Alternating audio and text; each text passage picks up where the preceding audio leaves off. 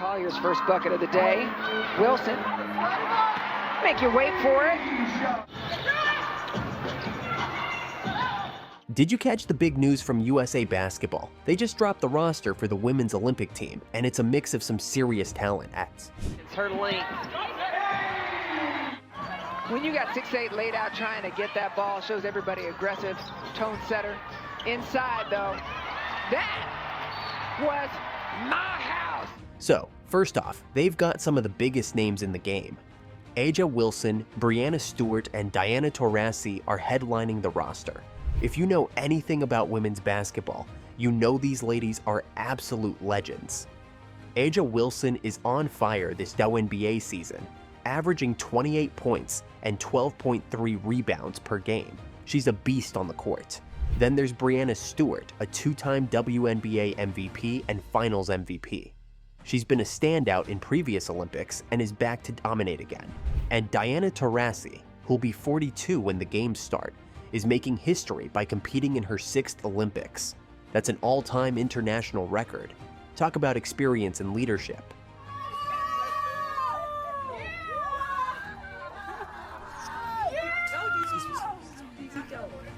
I'm good. The Women's Basketball 5-on-5 National Team Committee, I would like to officially invite you to be a part of the 2024 Women's Basketball Olympic team. But it's not just about the veterans. The roster has a good mix of seasoned Olympians and some fresh faces. Alongside the familiar names, we've got players like Alyssa Thomas, Kahleah Copper, and Sabrina Ionescu making their Olympic debuts. It's their first time on this grand stage, and I bet they're pumped. Thomas and Copper have shown they can hold their own in the WNBA, and Ionescu, despite being the youngest on the team at 26, is already making waves with her playmaking skills. The committee clearly focused on players with solid professional experience and a deep understanding of international competition. The veterans provide the backbone, ensuring the team's continuity and strength, while the newcomers bring fresh energy and versatility.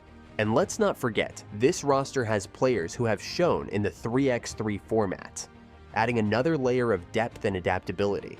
The lack of prep time that we would have in July. And so utilizing these last few camps over the last few years to give Cheryl sneak that extra time in to get a few defensive principles and offensive principles. Jen Rizzotti, the committee chair, gave us some insights into their selection criteria. The main focus was on past experience and familiarity with international competition. They wanted players who have been in the trenches before, who know the ins and outs of international play. It's all about putting together a team that can gel quickly and perform at the highest level right off the bat.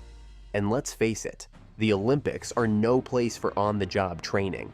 Obviously, we know the success that Caitlin had in college, and she's had a tremendous start to the WNBA, season so far. And we feel like she's been a part of the USA Basketball family, and we certainly hope that she will continue to be a part of that. One of the big factors working against Clark was her lack of experience with the senior national team.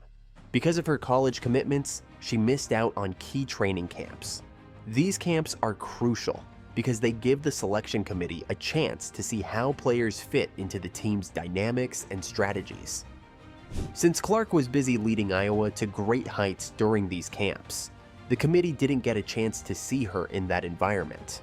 It's tough to make a case for a spot on the Olympic team when you haven't been able to showcase your skills in their system.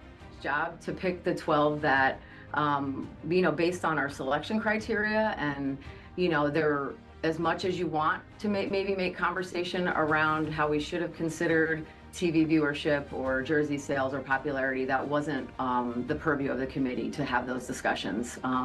The selection criteria were very clear. Clark has had some stellar moments with the Indiana Fever, no doubt about it.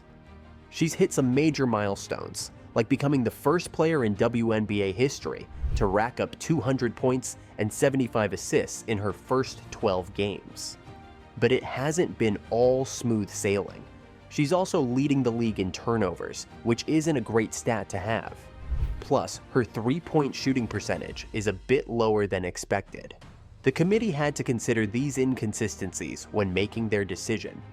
That didn't make the team. And so I feel like out of respect for the entire pool, I want to make note of the fact that there was a lot of women that committed their time in past Olympics and past World Cups. Rizzotti emphasized that the committee's job was to create the best team for the Olympics, not necessarily to select the most popular players. They had to think about how each player's skills and experience would translate on the international stage. And for Clark, despite her undeniable talent and potential, the lack of experience and the mixed performances this season were likely deal breakers. When the roster was announced, the public and media reactions were swift and intense. People were shocked that someone as talented as Clark didn't make the cut. Fans took to social media to express their disbelief and frustration. Twitter, Instagram, you name it. It was buzzing with debates about whether the committee made the right call. It's the official announcement has not been made by USA Basketball, so it'd be premature for me to have any conversations about any player or anything until I see that announcement.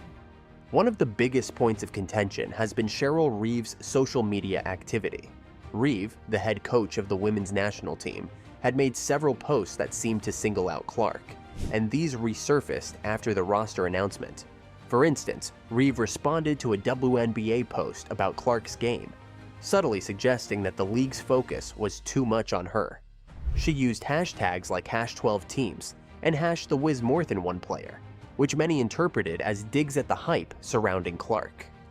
These posts raised eyebrows, especially since Reeve is involved in the selection process, even though she doesn't have an official role in picking the final 12. The timing and content of her posts made some people wonder if there was a bias against Clark. The controversy only grew when USA Basketball declined to address the issue directly. When asked for comments, they simply stated that Reeve wouldn't be commenting on her social media posts and reiterated that the roster was chosen by the committee, not by the coach alone. Jen Rizzotti, the committee chair, tried to clarify things by explaining that the selection was based purely on basketball merits, not popularity or media hype. She stressed that the committee's goal was to build the best possible team for the Olympics, considering factors like experience and past performances in international competitions. But for many fans, this explanation didn't quite settle the matter. The media has been all over this story, with various outlets analyzing and critiquing the decision. Some journalists argue that leaving Clark off the team is a missed opportunity for bringing in new talent and boosting viewership, given her massive following and star power. Others defend the decision, saying that the committee did what they believed was best for the team's chances of winning gold. There's a good chance Clark could step in as an alternate if any current team members get injured. While USA Basketball hasn't officially named any alternates, sources suggest that Clark, along with Brianna Jones and Aaliyah Boston, is on the short list. So if someone like Chelsea Gray, who's been dealing with a lower leg injury, can't play, Clark might get that call. It's not a guarantee, but it's definitely a possibility that keeps her in the mix. Looking further ahead, the 2028 Olympics could be a prime opportunity for Clark. By then, she'll have more experience under her belt and will likely be a more polished player. The selection committee often looks at young talents as long-term investments. Take Diana Taurasi, for example. She was brought into the Olympic fold at a young age and has since become a cornerstone of the team. Clark could follow a similar path, gaining experience and proving herself over the next few years. We've seen this grooming process with other young stars too. Players like Breanna Stewart and Aja Wilson were gradually integrated into the national team setup before becoming key players. They were given opportunities to participate in training camps, exhibitions, and smaller tournaments to build their international experience. Clark, with her talent and drive, is well positioned to go through a similar process. It's clear that Team USA is prioritizing experience for the 2024 Olympics. The selection committee focused heavily on players who have been through the grind of international competitions and know what it takes to win at the highest level. We're talking about veterans like Diana Taurasi, who's heading into her 6th Olympics, and other seasoned pros like Breanna Stewart and Aja Wilson.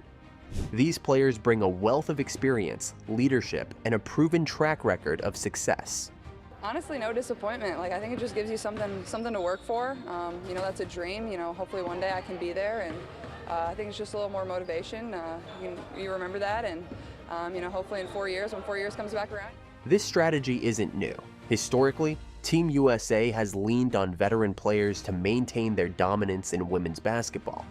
For instance, in the 2016 Olympics, they had a similar approach with stars from the Minnesota Lynx, including Maya Moore and Lindsay Whalen, forming the core of the team. The result? Another gold medal. The continuity and chemistry among these experienced players have been key to their success. By relying on veterans, the team minimizes the learning curve and can hit the ground running, especially since there's a limited time to train together before the games. Clark is a huge draw for fans, thanks to her incredible college career and her exciting start in the WNBA. Not having her on the team might affect viewership and public interest, especially among younger fans who have followed her journey. People love seeing rising stars on the big stage, and Clark's absence means one less compelling storyline for the media to cover. However, the committee had to balance star power with the practicalities of winning gold. They're banking on the veterans to deliver results, even if it means sacrificing some potential boost in viewership. The decision suggests that for Team USA, maintaining their winning legacy takes precedence over individual popularity. So, what are your thoughts on this? Let us know in the comments below.